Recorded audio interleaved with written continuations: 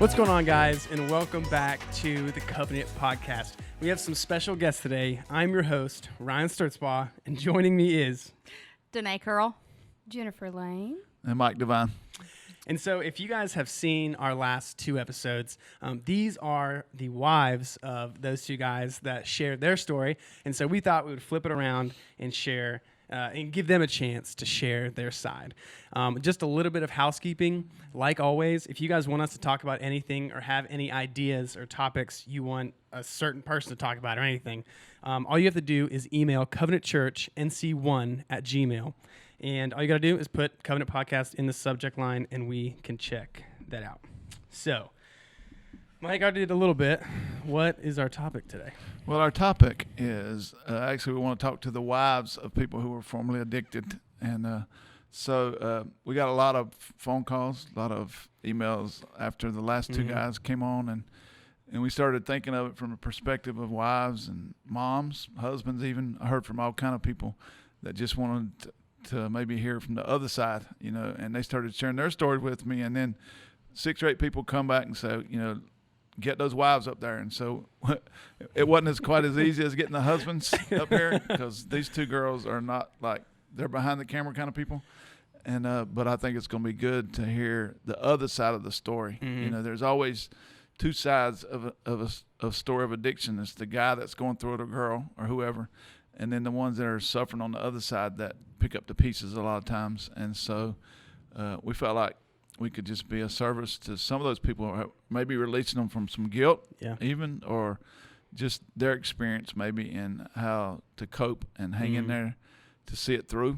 I don't know what all we're going to accomplish, but I feel like God's going to do a number of things with this side of the story. So. Yeah. And like we said, we've heard from your guys as husbands. So I guess the first, maybe a top-down view of everything. You guys got your notes over here. They've got mega notes. They got over books. Here. Yeah, we got books. Tell us a little about your side of the story. You want to go first? I think Danae wants me to go first. I do. So I think one of the things I put down was Derek referenced being tornadoes. I think that's very accurate. But I think the part, like, on the other side of that is you feel like you're very much like the crisis response team. Like, I felt like I was kind of like, what's that guy's name that stands out there with the windsuit? Jim Cantor? Yeah, that Cantori. Yeah. I felt like I was out there, but without a windsuit. Like, I didn't have any kind of resources, and I was just trying to, like, put stuff back together, like, as fast as they tore it up, which, if you kind of look at that, you kind of know that that's not really possible. Or healthy. No, at all. And so, and, you know, you talked about a lot, like, what you focus on is kind of where you go, and I felt like for the longest time in this struggle, I just focused on Brian. And that made me very, like, angry, bitter, resentful, that kind of thing. At first, it started out like I felt like a hero. And I think people don't want to admit that. I think that's kind of like a thing where they are, I don't know. It's real easy for people to kind of affirm you in your righteousness, I guess, is kind of a good way to put it. Like, I didn't have a problem. Brian had a problem. Right. You know? It made you the good guy. Yes. Yeah. And I could just kind of be like, well, I'm just trying to fix him, y'all. And he's just not getting it right. And it was very easy for me to kind of just live in that and then focus on all the wrong things. And that left me very empty, exhausted, depleted, like all those things, because I wasn't getting filled up. Like, I wasn't focusing on the right thing and I wasn't getting filled up. The other thing is, it's just super painful to watch somebody like you love just destroy themselves. I think, like, for me, it was very much seeing Brian's potential he had before he went down that rabbit hole, and just seeing, like, how big of a heart he had, and then watching him just kind of trash that. Like, and that's part of why you get so angry. It's not always like you're looking at them thinking, man, you're such a piece of crap for using. It's like, wow, you have all this potential, and I love you so much, and you're just not seeing that. Right. Like, they're not seeing their worth. And then at the time for me, I think the other thing was that wasn't the only thing that God was kind of pressing me with. But, I mean, now I know it was for a purpose, like, because I kind of had that hero complex and I had things I was trying to fix. But I'm also a nurse. I know people know that out there. But, like, I worked in the ICU when Brian was going through this, so I worked with people who overdosed. I would wean people off the ventilator. I would be in there with the family, like when a mom was holding her hand and a kid had taken too much. So it was really hard to be on the other side of that, like for prideful reasons, because I didn't want people to think I was doing the same stuff and wasn't qualified to be in that situation, and then B, because I wanted to crawl on the floor and weep with those people. Wow. Because, I just felt like it could be me tomorrow, Right. and to see it every day, like really see it, not like, oh, that could happen, but to be living it for somebody else while you're living it with yourself was very, very, very hard.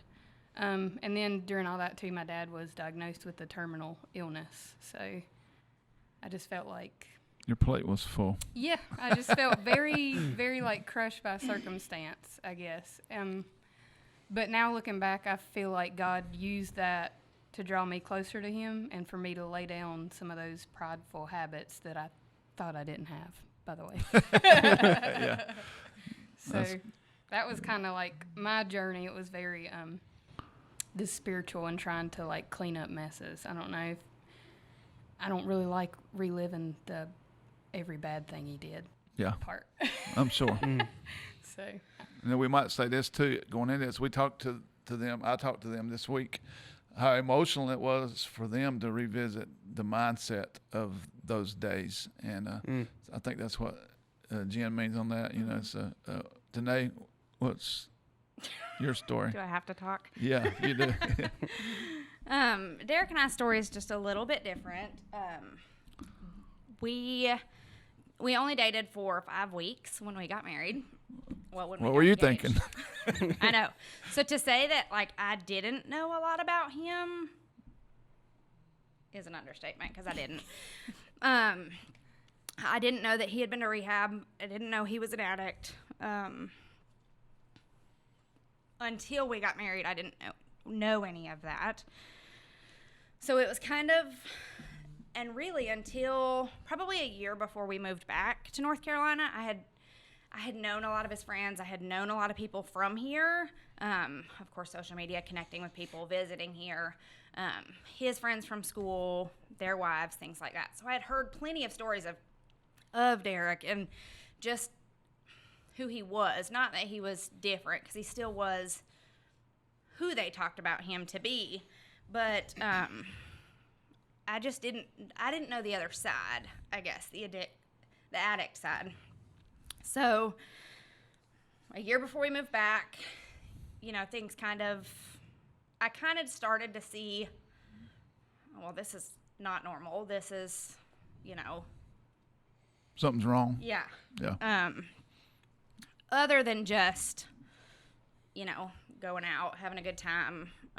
We were young. I was 21. He was 23, 24, in the military, and that's very much the lifestyle, I guess, of that. So I didn't notice anything for a long time. I started to notice things. I kind of questioned it.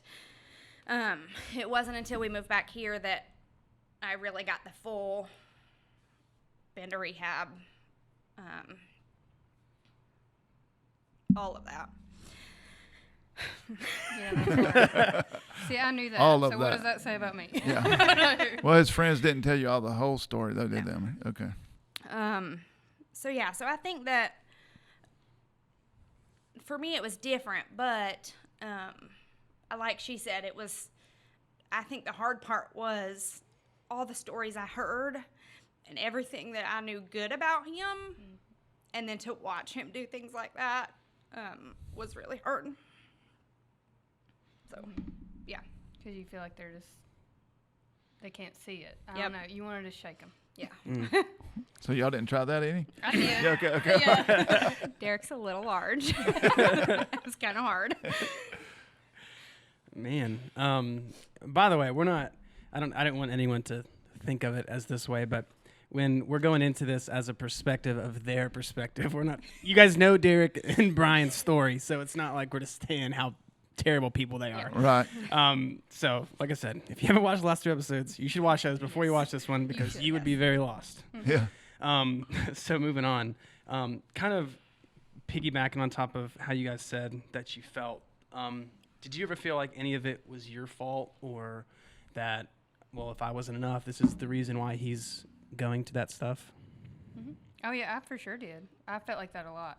I think, too, it was different, kind of like what she's saying, because Brian was super lost. So, and I mean, I talked to them a lot about this. Like, for me, I knew Jesus. I was a bit of a prodigal. So, you know, obviously I wasn't like absentee in that journey of Brian trying things. But Yeah. I had much more, like, I guess, a consistent, like, I knew what was right and wrong and where I should be. And for me, with that, like, going in to him, he didn't know Jesus at all. So he had a lot, and we were very, like, unequally yoked, I guess is kind of what you can say going in. And it says don't do that, by the way, in the Bible. I'm not saying, I love my husband very much, but I will say I have directly experienced, like, that disobedience, like, when you do that. So for me, it was more of a struggle because I don't know that Derek ever really told you, like, it was your fault. But Brian, that was one of the ways he kind of manipulated me. So I lived the first half of our relationship very much so believing. By first half, how many years is that? A lot. Probably 4. Well, really, I mean, like, in his active drug addiction. I mean, all of it, really. So, like, probably the first 7 years of our relationship, but, like, in drug addiction, probably, like, 3 or 4 of that. Like, really heavy active drug addiction. But, like, when we would fight and I would say things like he needed to get better or this or that, he would directly tell me things that were very ugly just because he didn't want to face things and he didn't know how to handle stuff without Jesus. So he would tell me, like, hey, you know, it is your fault. Like, and, you know, who wouldn't want to use drugs being around you? And first of all, if your spouse tells you that and is out there using drugs, that is absolutely a lie. And most of the time, it has nothing to do with you and everything to do with what's going on inside of them.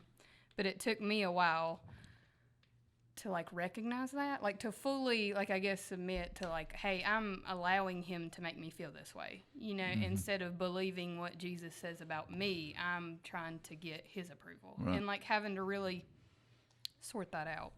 But I absolutely, then on that, the flip side is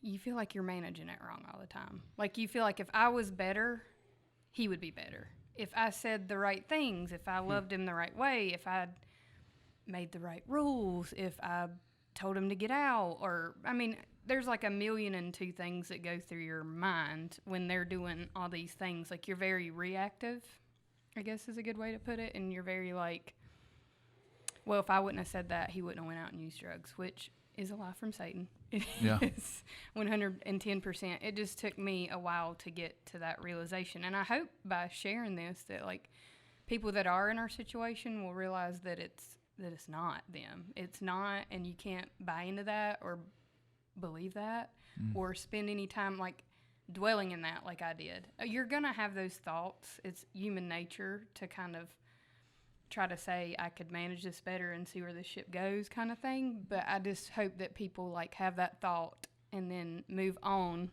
and see, like, I need to rest in Jesus and not in that. Right. You know, like, I spent way too many years just resting in that and, like, I could manage it myself. So I hope people. Derek shared a lot last week about the first thing he lost was his identity in Christ. And that's kind of what you lost too. It sounds like, you know, you started trying to figure out who you were all over again. Mm-hmm. Wow. Absolutely. Yeah, I mean, I agree. I wrote, like, my first words were yes and yes because I know that I didn't cause his initial addiction because I wasn't there. But at the same time, like Jennifer said, it's very easy to think if I love him better, if I clean the house more, if I, you know, all the list of things goes on and on that just, it's like a constant roll in your head. What can I do? What can I do better? What can I do to make him not use? But it, you know, farther into it, you realize that it wouldn't matter what I did or what I said or how I acted or anybody else dealing with an addict, how they act or speak to them, they're going to use if they want to use. So that was me. I definitely thought for a long time, I mean, probably the first, I would say 5 or 6 years of our marriage was a lot of, what can I do different to make him quit using? Can I have more kids? Can I, do all of anything I could really to make him quit using? And it doesn't work. That's not going to do it. Yeah, and just on top of that, how you guys said that you did feel during that, how often did you think, I mean, I don't know, for example, I don't know a whole lot about drugs, but if one is worse than the other, did you often sometimes make excuses for their behavior? Like tell yourself, well, I didn't do this, so he didn't do this one, or something, I mean, anywhere in that nature? Did that Or happen? for other people, did you have to make excuses for them? All the time. Yeah. I feel like when Derek and I were going over these questions and we were kind of talking about what I was going to talk about, I read this question exactly. How often did you make excuses for their behavior? And I said, every day. And he looked at me and said, no, you didn't. And I said, okay, that just goes to show that you didn't know what was happening. Right. But every day, just little things, like we wouldn't go do something, or we wouldn't go somewhere, or I would go by myself and people would ask, where's Derek? What's he doing? He's just at home, or he's tired, or he had a long week at work. Everything from, the list goes on and on as to what kind of excuses I made just so people wouldn't know. Because there was a lot of people that didn't know, and I didn't want to tell a lot of people. So I think that for me, it was a lot. There was a lot of sacrifice that went along with that. If you don't know, I live across the country from my family. So there was a lot of, he was spending every penny of what we had. So I didn't get to go home and see my family. Yeah, one time I threatened him. I remember that. Yeah. So there was a lot of that. There was a lot of things. And even after their podcast came out last week and the week before, I had multiple people contact me that were like, I had no idea, people that lived across the country. And it's kind of, playing it back thinking, that's kind of why we moved across the country, is because it was a whole lot easier for me to hide it from my family and friends because they weren't there every day. And then the people here, they knew Derek. They knew it, not everything, but they knew parts of his past. So I didn't feel as I had to hide it as much here as I did for my family and my friends back home. So, yeah. Yeah. Well, definitely. She's right. We made excuses all the time. Sometimes it gets kind of hard to even keep up, like, it weighs on you because you can't even keep up with who you told what thing. Like, did I tell you that he was doing this day? Like, which one did I go with? And that's troublesome for me because if people know me, like, I'm a lot of things, and I am over the top, and kind of like Derek said, he's larger in life. I'm little, but I'm, like, loud and in your face, and not like in a sense where in big crowds or in front of these cameras or anything like that, but like with my friends, I am. And so it was hard for me. Like, I felt like I just had to shrink back because I didn't want people to notice us or ask me to do things or be involved. But when I did tell my family, and that ended up kind of backfiring because, it's a leave and cleave thing. And I'm supposed to leave my family and cleave to Brian. It's real hard when they're in the midst of addiction. You're like, I don't want to cleave to this. Right. So, yeah, I would still try to hold on. Really wasn't cleaving No material offense, at the I love time. him. Can I go Understandable. back? Yeah. But I would want, like, my mom is just a great lady. And so it would be hard for me, like, to not share. And then that would then make her, dislike my husband a lot, which was hard. And, it caused a lot of things. And then a lot of hurt, unintentional hurt on my part, involving them in some things that probably they shouldn't have been involved in, but it was more like family. And then Not with friends, though. I did like her. And I think, like, even at one point, I shrank back from the church. Like, I didn't even want, well, like she said, they're not there. And so you're like, why is your husband not coming? And, this and that. And you're, like, having to say, well, he's tired. Or, well, you need to make him come to church. And I'm not saying that people are being ugly, because they're not. They're very well-intended. But sometimes that kind of ends up wounding you, like, if you let it. And I definitely let it because I'm very tenderhearted. So it would just be like, I don't know. I never told anybody what he was doing. Or, like, I remember at one point some of our neighbors moved in and he would be out, like, on Wednesday night and be doing something. And they'd be like, well, what are you doing? I'd be like, he's at his mom's. And, like, running the house. Yeah. And they thought it was so weird. They actually told me, they were like, we thought Brian was having an affair. When they figured out what was happening, I was like, well, I mean, it ain't with women, but it's with substances. It is an affair, I guess. Yeah. Mm. I mean, he always used to think I was crazy, but I kind of looked at it like that because it's such a thing of trust. And like when we go back to that last question, you feel like you're not enough. And I think that very much mirrors like kind of how you feel. So the whole family becomes like subject to drug addiction. I mean, in other words, you don't just make excuses for when they don't show up. Mm-hmm. You have to make excuses for when you won't show up. Mm-hmm. So Absolutely. yeah. Mm-hmm. Yep. We I do do. a lot. I think it's interesting. I used to, when I was in youth ministry, I did a lot of teaching on dating. Our kids used to like, oh my God, he's going to do that 3 months on dating, But I found out the two greatest difference in men and women is, and I'm not going to the whole teaching, but women are by nature nurturers. Mm-hmm.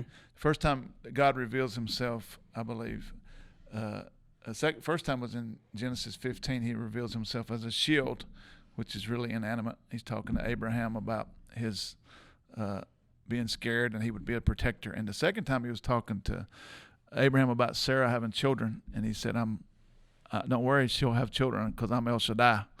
And I believe that's the part of the female. They're El Shaddai's. And that word means nurturer.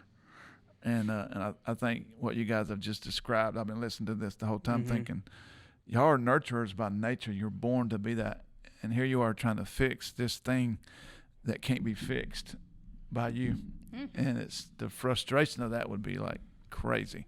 Yeah, I can't even imagine what you guys felt on that side, just because when Derek and Brian were talking about it, it seemed so all-consuming that it, like nothing else I've ever seen. Yeah, Brian described it as if you're hungry, you're going to get food. Yeah. And I'm like, man, you comparing it to food.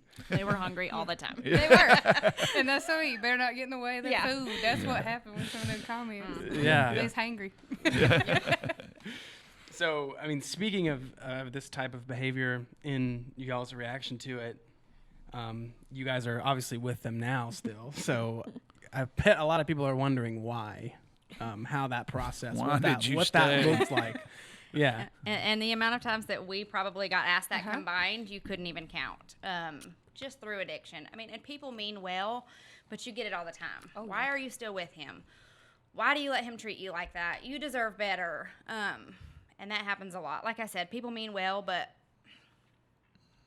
just try not to ask people that. But really, for a long time, like we were just talking, my instinct was to fix him. And if you know me, you know I'm a little bit competitive. So it was it was a big competition. Like, I set out. I don't like to lose, so I was going to fix him. I didn't care what I had to do.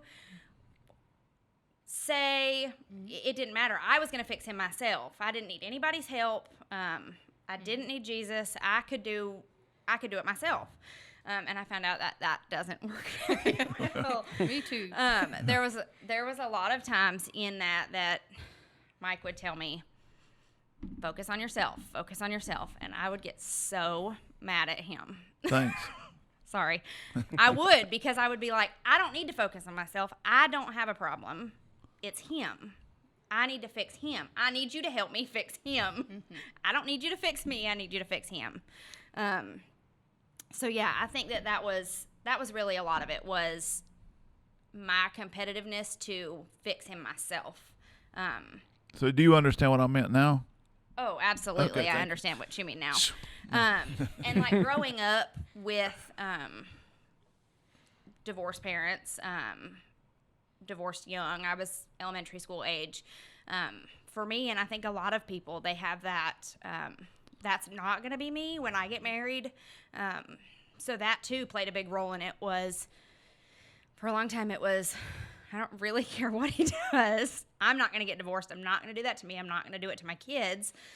So if I have to suffer, I will, because either eventually I'm going to fix him myself, or he's going to quit, or OD, or, there was all those list of things, but I wasn't going to quit trying to fix him by myself. Yeah. So that was a lot of why, in the beginning for sure, why I stayed.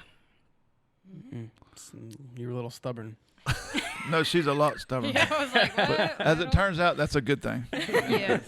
I would say I'm stubborn too in a different way. I'm not as much competitive, though I can be. But I'm just a pusher. Like, I'm one of those people that, like, pushes people. Like, I see a goal and I want to go for it, but it's not like a competitive. Like, if somebody else wanted to come up beside me and say, you're going to do it better, I'd be like, cool, have at it. Like, I got but you. And for I'd me- be like, yeah, I'm going to do it exactly. better. She'd be like, "Oh, show me." I'll do it. But for me, like, I'm just a pusher. Like, I see a goal and I see that somebody can get there, and I'm going to make them do it. And so it was the same kind of way for me. Like, I wasn't going to leave. And the two big things I put down, and it's, like, real hard to admit these in the moment of living in this, but, like, one big reason I didn't leave was fear, 100% fear. I would, like, for instance, like she said, you don't want to have, nobody wants to have a divorce. So I was fearful, like, I would divorce him and it would be too soon and he'd get cleaned up and then I'd have a broken family. Like, or I would divorce him and then he would get worse and he would die and I would feel like that was my fault. Right. Well. It's because I left him. And it kind of plays back to that, like, you feel like you could just do things better. But it was definitely, like, fear and pride, 100%, I think, at first, why I stayed, because I didn't want to admit failure. I didn't want to be able to not fix him. I didn't want to have a broken family. And those are all, like, really fearful and prideful things that are not rooted in faith. I think at the end of it, why I stayed was, like, when I started really just tethering myself a little bit more to Jesus, like what you're saying, focusing on yourself. Because me and Herb talked about that. That's 110% what made everything better and made all the difference in our relationships. I quit looking at Brian. And I started saying, man, after I got out of my righteous, like, oh, he's got a drug problem, I ain't got no problems. And then I got over there and realized that, no, I'm living in a lot of fear. I've got a lot of pride. And after I started, like, really sorting that out, the one thing that kept me there was biblically I couldn't, like, reconcile that. And I hope people hear this and don't realize, like, I'm saying, Jennifer just said, you have to stay and he can just do whatever. That's not what I'm saying. I think the Bible says you have to have very clear boundaries, and there's circumstances when somebody has such a hardened heart you can't, reconcile that. But I didn't believe in Brian's case his heart was that hardened. I could see him seeking sometimes. So it was very, like, I had to stay, like, I felt like God didn't say you could leave when it You did have was hope. hard. You did have hope. I did have hope. He didn't say, like, you leave when it was hard. So I was like, well, this is hard, but that's not permission to give up. So That's good. yeah. That's real good. Yeah. Well, speaking of, you guys talking about you don't want your broken families and broken homes, and that being probably one of the biggest factors playing a part in that. Due to this, I know, Danae, you had a kid at that time. You had kids too while they were using as well, right? Did you see any adverse effects from them not being there? Because, like you said, they're always making excuses, going to do something else. I mean, how did that affect the kids? Yeah, back to the fear that she was talking about. For me, I was a stay-at-home mom. I had Easton, our oldest at the time, so the fear was real for me because I thought, if I leave, what am I going to do? Like, I don't have a job, I don't have income. He makes all the money, he controls everything. So that fear was for me. But as far as adverse effects on my kids, I don't notice anything because Easton was, as far as I can remember, he was about 3.5 or so when Derek got clean, and Gavin was just a newborn. So as of now, I don't see anything. That doesn't mean that as they get older, I won't notice characteristics, but I think at the same time, Derek and I both are very open and honest with them to a degree. I mean, they're 8 and 5 now, so you can't go into so much detail, but we're very open with the struggles we've been through, and just keeping that line of communication open with them, just because a lot of times it is hereditary and it does run in the family. And of course, Derek and I, neither of us want that for our kids. So I think it's very important for us to share that struggle with them. So hopefully we can help them steer clear of any of that. I would 100% agree with that. We're very open and honest about the struggles because I think they need to know like the pitfalls of what they could encounter and how we went wrong. So we're real open and honest. I think for me, my kids were older, a lot older. Like even, Brian talked about like a year ago. So, Rylan is 12 and Avery's 11. So I see a lot in my kids that is heartbreaking, really. But if I'm honest, a lot of it is not so much with their father. I think what I see more like with them with their dad is fear, like if he's gone too long, or if he hadn't checked in a while, or if I'm just not like bringing dad up, like they are kind of more fearful, like that he may be doing something. I mean, I know that that's not what's in their head, but I think it's a learned behavior from seeing me checking on them so much when they were little. So like there's a little security there, but they love their dad. And Brian, while he was using, was always affectionate to them. He was always a good dad, other than using drugs. Except he was on drugs. Yeah, exactly. But I think he was almost softer than me because of that, because of his struggles. I was very much so like, you're not going to end up like this, and I had control issues, obviously. Still got them? Yeah, a little bit. Okay. It's okay, though. I'm working them out. Jesus has got me. Yeah. But I see Rylan try to control things, and it absolutely breaks my heart because I just don't want her. I mean, I'm very honest with her about that, but it's still hard because I see that she had so many patterns of like how you respond to something that's a little traumatic, and she really likes control. I mean, like even just this weekend, she was having an incident with kids, and it was because she couldn't control something. She couldn't control it, and then she kind of like just reacted in a negative way. And you think that was from kind of watching you? I do think. I think some of it was. I mean, some of it may just be her nature. I mean, it may just be like a little bit of how, God made me and her. But I think some of it was because I was always, when I was raising her up, rooted in that fear. And I was always protecting her. So I think it just came out on her sometimes. And part of that is what really pushed me to Jesus because, I was talking to you. I mentioned it, like, when you're getting pressed, you really see, like, what's in your heart come out. And I was getting pressed. And what I was, like, coming out on my kids, I did not like. I mean, it was painful to watch, like, me be stressed or try to control something, and for them to take the brunt of that, it was just really hard. And so sometimes I see her kind of pattern that same behavior. But, I mean, I know Jesus is bigger than that, and he's helping me, and he's going to help her, and I model different things now. But it's still hard when I was modeling that for so long, and she was very impressionable, that I do see that. She's a great kid, and she's not, but I do see small things in their behavior that I think were just kind of rooted out of my fear of dealing with it, because they were with me most of the time. I set a lot of firm boundaries on that. If Brian was out doing his thing, he was out doing his thing. Yeah. Not with the kids. Yeah, exactly. And the other side of that is we, as a church, as a community, they've made some great they've built some great relationships with each other and with other people in the body. In our church, and I think that's important too, we spend a tremendous amount of time, even when the kids don't know it, praying for those 4 kids. I know I do. I pray for those kids, and I know y'all do, and your friends do. And so that maybe some of those things that the enemy meant or try to mark them for won't ever come to fruition, because we know God's bigger, and so. Yeah, and then just to add on to that, even with some of the stuff you guys both seem like you've grown through that, even though obviously you would never want to be put in that situation, but it's just, to me, and just something spoke to me, that it's just recognizing God's sovereignty over it. Like, you guys went through that, and Derek said, didn't he say that he never wanted anyone to become a drug addict, but he felt like his suffering was for a reason to help Brian and stuff like that coming. Yeah. Yeah. Well, it's been beautiful to watch. Yeah. From our perspective, my perspective as a pastor, but really more of a friend, to watch them, these two and their families grow. I mean, I met Danae when Derek married her, basically, and she was from Alaska. We had to get her out of a tree stand to get her to come over. I knew it was coming. No, she really wasn't in a tree stand. She was ice fishing. No, she really wasn't either.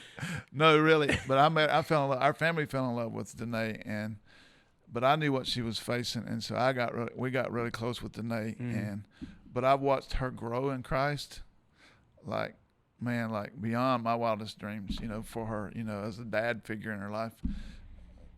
I admitted it. So, and then to watch Jen this past year, I've really gotten to know her this year, in the past year and a half, and to watch what God is doing in them, these two and their families and their kids too, is like, as a pastor, it's like, man, I want to jump off a mountain screaming, yeah. It's like, I'm so proud of them. Yeah. And they wouldn't be here except for that growth. Yeah. I mean, me, to piggyback off that, I used to pray for Brian to have different friends, and this just shows you like how good Jesus is. I used to pray for Brian. I didn't care about my friends. I'd like just come to the determination I wasn't gonna have any. So you were being a mom. So yes, I'm like, I'm good. I'm like, just change Brian's friends, and then like, he's so good. First of all, I didn't even know Derek had issues. I knew Derek from when we were younger. I came to youth a few times, as a straggler in there. But I didn't know he had went through any of that. And God gave Brian that mentor, but then he gave me a friend too. Like, he rewarded me. He gave me close friends. He changed my people, places, and things. He gave me somebody to help raise my kids. I mean, she's allowed to parent my children. So, like, it's been such a blessing that I have all these different and new friendships that he put in place for just me. Like, because me and Danae, I was talking to, I think it might have been you, but I was talking to maybe somebody else about how I don't even have to speak about things with her. Like, we just have a deep solace because we know what we've been through. Yeah.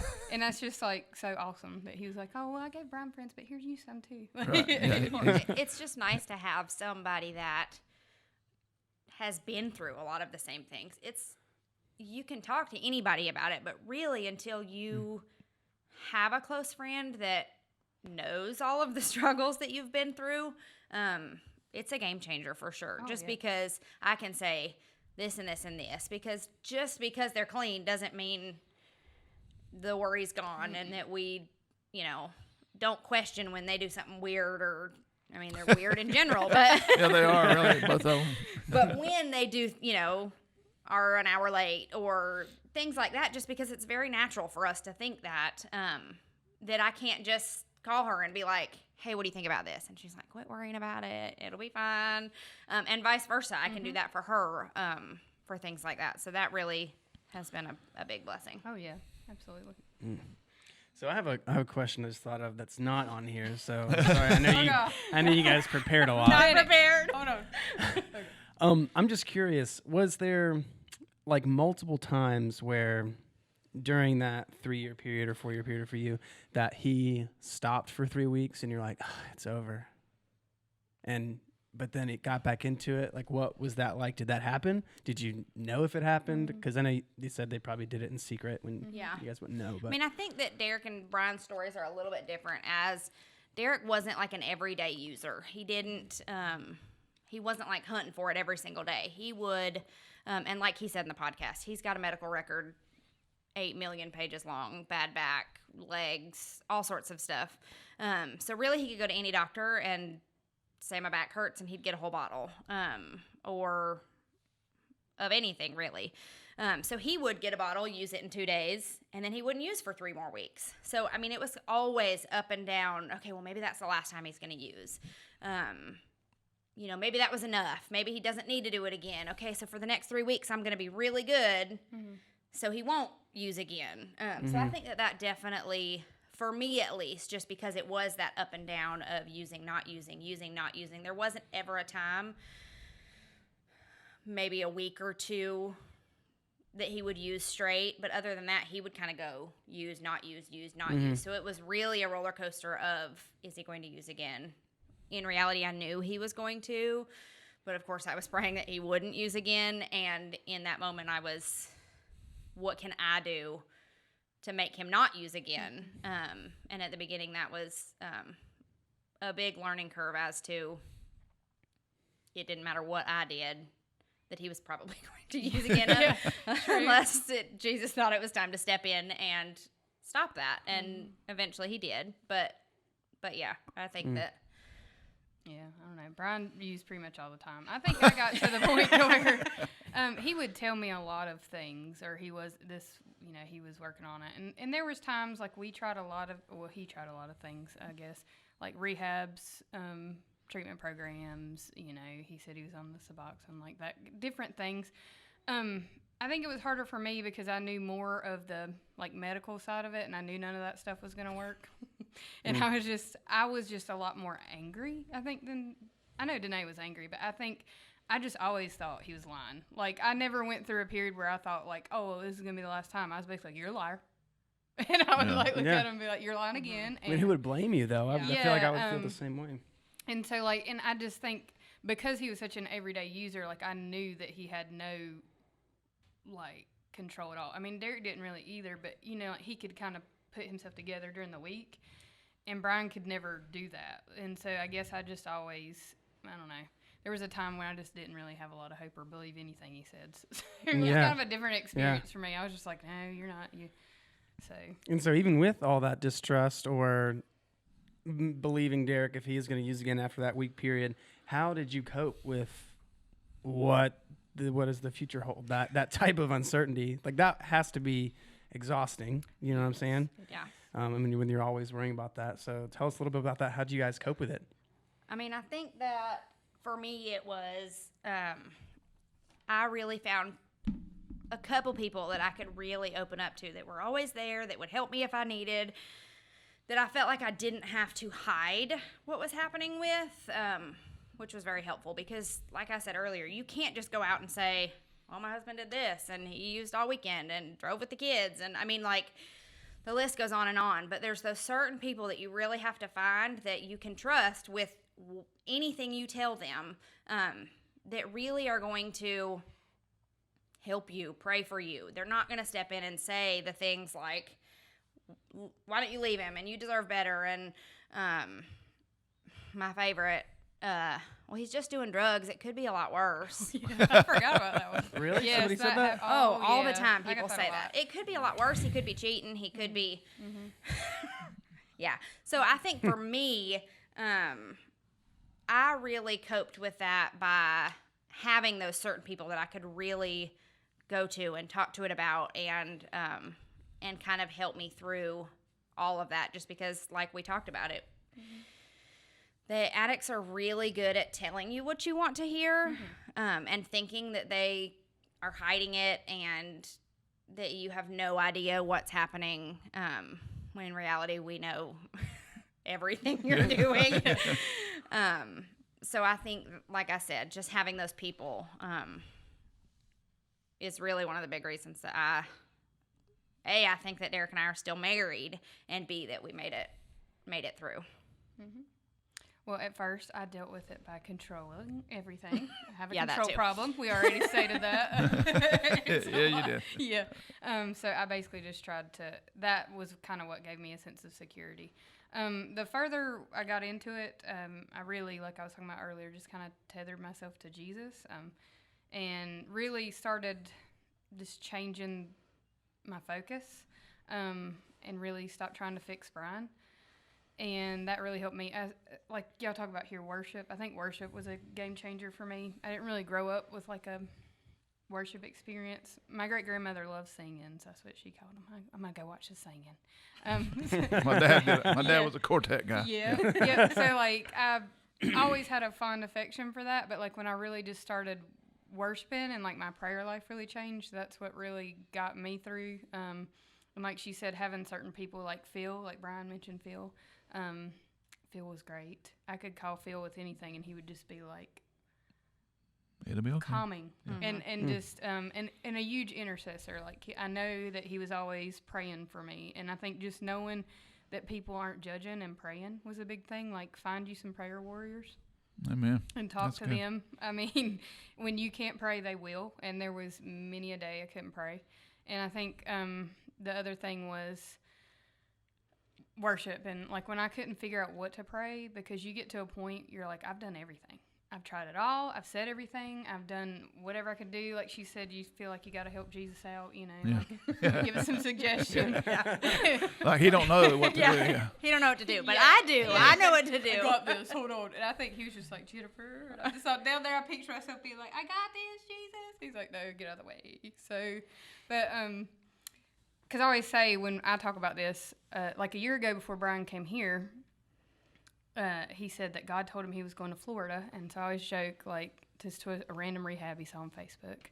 And I'm not judging him for that. I think he was truly desperate, and honestly, like, I say people want the healing, but they don't want the trip to Florida, because basically at that point, like, God just used it to, like, break me of all my pride and anything, like, that was in the way of my worship or my prayer life, because, I mean, I was like, now he's using God.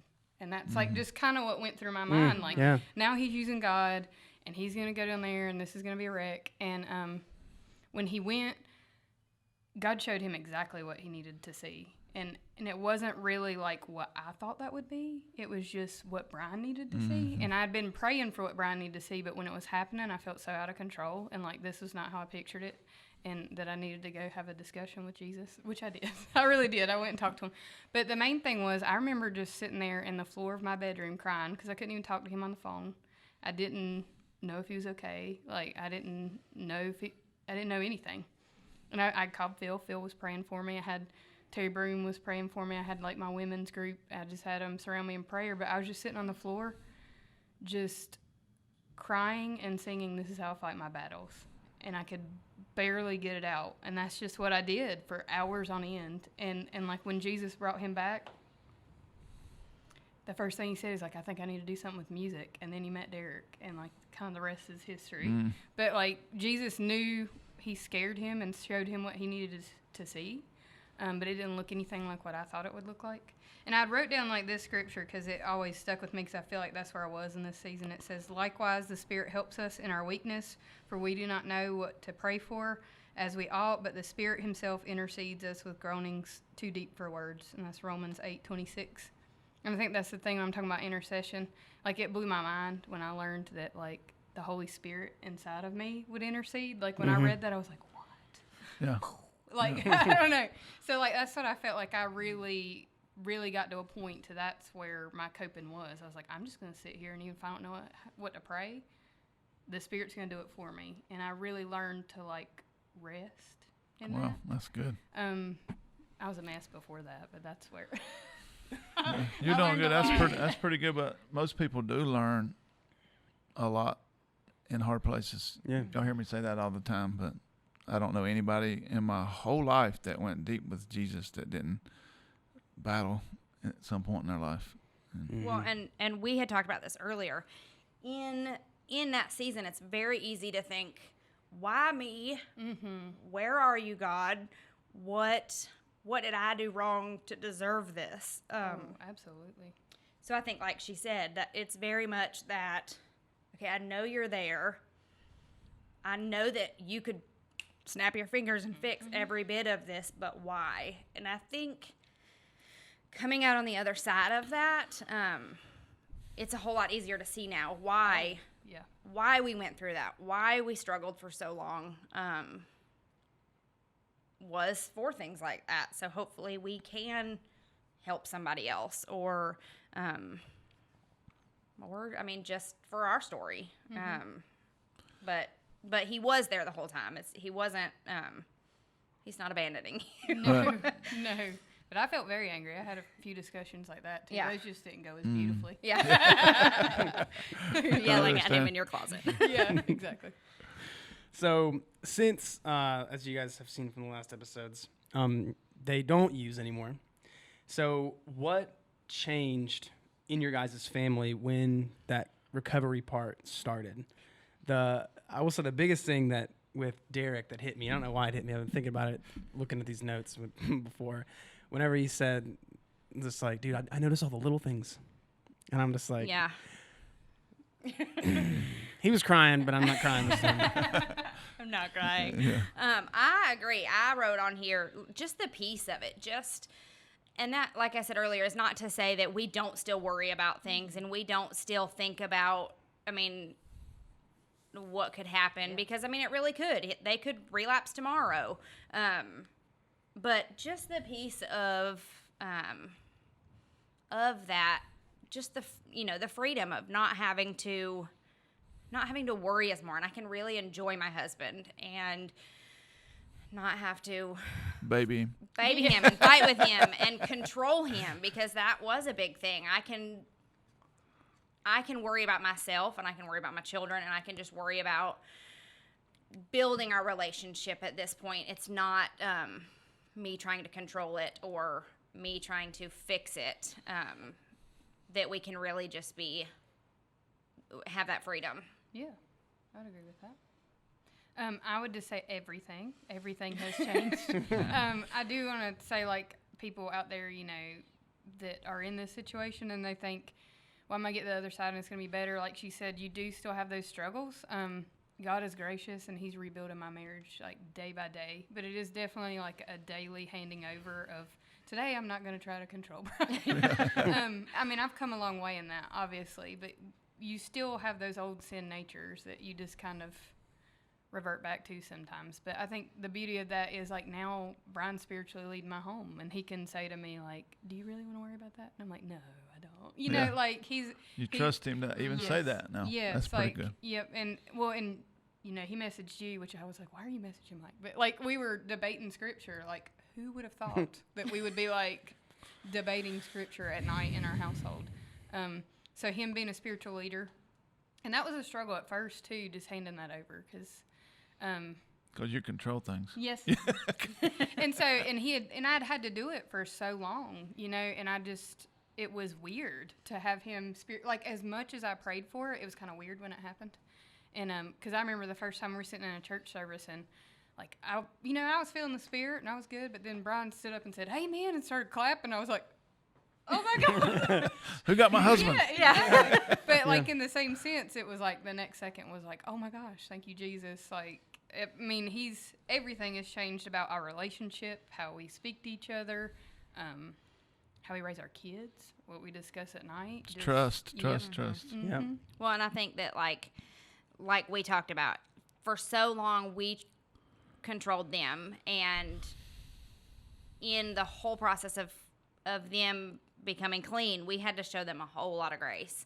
Mm-hmm. And so I think the flip side of that is, it's not just us learning how to deal with all of it. They really have to show us some grace, because we have a lot of things that we still are trying to control and, we don't want to let go of, because we've had to kind of shoulder all of that for so many years, that them having to show us some grace as we let things like that go has been a big game changer too. Oh, absolutely. Mm-hmm. And just unforgiveness. Yeah. Yeah. That was honest. It was. So probably one of the most important questions. If you guys had any advice to give somebody with an addicted partner, living with one, what advice would you guys give them? You want to know what I wrote? I wrote, it's not your fault. It's not your fault. It's not your fault. Amen. Because, like we talked about, it's really easy to think that it's your fault and that you can fix them. And that, like we said, that God is still there, even though you'll have plenty of days and plenty of times that you think, where are you?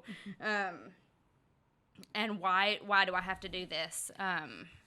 And why does he have to do it? Not even just for me.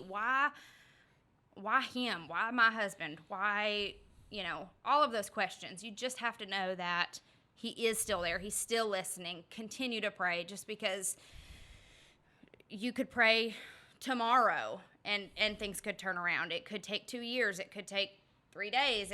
You just never know. So really just knowing that he's still there, and he has a plan, and it's not ours all the time because we'd like to control it. No Florida. No. Yeah. That, that his plan is better, and he is there. And just to focus, I wrote focusing on yourself, and stop looking for your happiness in somebody else. Oh, amen. That was a really big thing. I wanted for a really long time for Derek to make me happy. And I thought I needed Derek to make me happy. And through this whole process and focusing on myself, Mike. I was right. That might be the only time you hear She me will say not say that often. I think that I have come to find out that Derek's not going to make me happy. Jennifer's not going to make me happy. My parents are not going to make me happy. That I will only find my happiness in Jesus and in taking care of myself. And I feel like when you take care of yourself and you really build that relationship, that's when you're really going to be able to reach out and help other people. Mm-hmm. And then let's see, what else did I write down? Also that when people with addiction or with a compulsive disorder, when they use, that doesn't mean they don't love you. There's plenty of times, and Derek even would say that, like, he'd wake up and say, oh my gosh, she's still here. Like, he still loved me. And for me, that was really hard to think, well, if he loves me that much, why is he still going to use? Because I've said, like, please quit using. And I begged and begged and begged. But coming to find that out is a big thing, that they do still love you. They're just, Sick. Yeah. Yes. Yeah. They're battling themselves. And that the only person you can change, like I said earlier, now or ever is yourself. And the only person that you can control is yourself. And the only business, I wrote, the only person that is your business to control is you. I don't need to control Derek. He can control himself, and he makes his own decisions, and his relationship with Jesus is his own relationship. And I just have to trust that, what... Prayerfully, he will get there. Yes, that he will get there, and that I just have to, like I say, focus on myself and my relationship. And since doing that, that has really changed Derek and I's relationship together. So that would be my advice. Focus on yourself. Yeah, absolutely. Thanks, Mike. I called it my advice, though. It is 100% right. I will say, though, I was like Danae when people used to tell me that I get pissed, but it's the truth. You can't say pissed on a podcast. She'd get real mad. She would get really mad. I would get really mad. Yeah. Yeah, I would when people would tell me that, because it was just like she said, you want to focus on them. Yeah, and we don't have a problem. No. It's them. But that was, I think, the biggest game changer for me, is learning that I needed so much grace, and if I needed so much grace, Brian needed it too. And he was not any less deserving than me, of me and my mess needing the grace. And because it's hard, like when she said, when you're having those negative thoughts of like, well, he can't love me and do this. They 100% do. They're just people that really need grace and a lot of reminding of where their worth comes from, just like we all do. Amen. So that was one big thing. The other thing was, I said, was don't shrink back. Like when people say these well-meaning things that can easily like wound you and have you like pull back, I just hope that people that are in this situation press in. Like you need to find a church. You need to get plugged in. You need prayer partners. I mean, it doesn't even have to be somebody you share anything with. Just somebody that is a big prayer. And if you say, I need you to pray for me, that they're going to do it. That is just so powerful, because we just really underrate prayer. It's the best weapon we got, prayer and worship. So Amen. And to do that, my other thing was stay in worship. I mean, just it was so hard for me. I carried around a lot of anger and bitterness and resentment. And I really fostered that baby, and I grew it for a little while. So, I mean, It always comes out worse. Yes, exactly. So, for me, worship helped me lay that down. You cannot be really worshiping our Father and be angry and bitter and resentful. And that just rooted so much of that out of me and let me be restored and more grace-filled for Brian. So that was the other thing. I wrote worship, worship, worship. She said, it's not your fault, it's not your fault, it's not your fault. And worship, worship, worship. That's the big things. And I wrote graces for both of you. So I think I got mine. Y'all did good. Yeah. I wrote myself a note to make sure I told y'all this before we finished today. Number one, I would tell everybody out there that if you need help, you moms and wives, these two are always available, number one. And number two thing I wanted to say to y'all is thank y'all for your courage, because I knew it wasn't going to be easy to do it, emotional. Go back and revisit places you left behind is hard. But I'm really grateful, Ryan and I both are, and I know a lot of people out there are, that you guys are willing to share your heart. And it's a lot of courage in that, but God will always use stories to see other people to their healing. And so thank you for sharing your hearts today. Yeah, just between these last 4 weeks, you guys have, both groups have inspired me in different ways. And when we were talking to Derek and them, it was just that almost kind of like a let go. They let go of everything, let go of their pride, or with Derek, that want to go get the drug and everything.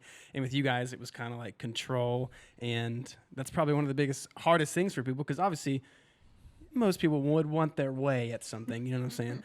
And so especially something this big being your husband's, it just makes me think well, what if my wife was in this position or something like that, you know what I'm saying? And so it really puts it into perspective, and you guys just inspire me. It's awesome.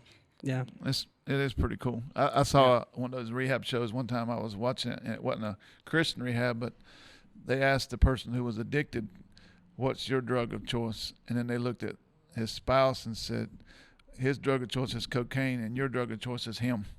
And eventually it's only Jesus can do it, it's to focus on him and watch what he did. The thought of what he did when you both went headlong into him is this amazing story in of itself. And again, I'm just proud of both of you and what you guys are building as a family. And I just love you with my whole heart, and I'm proud of you. So yeah, we definitely came out of this conversation better. But if you guys watching or listening right now, if you guys enjoyed it, we always appreciate a little 5-star, a little subscribe on YouTube. We keep putting these out every week, every Friday, 7 a.m. when they come out. But we'll see you guys next week, and thanks for joining us. Thank you.